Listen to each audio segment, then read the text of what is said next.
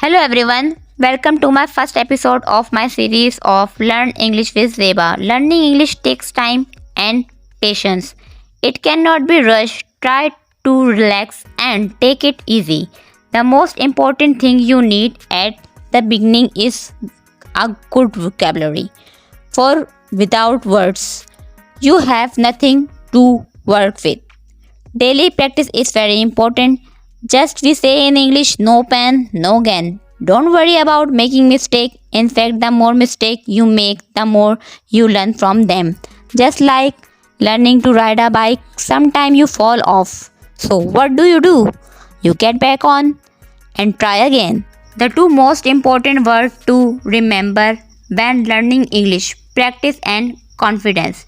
Practice English every day and be confident. Make it a rule to tell yourself, I can do it. I can do it and I know you can do it. Learning English should be a fun experience and I hope with the help of my video lesson you will discover just how much fun it can be. I hope you are enjoy my first lesson and it has been useful to you. Thank you for watching this video about Learn English with Zeba and don't forget to subscribe my channel. Until next time, bye bye.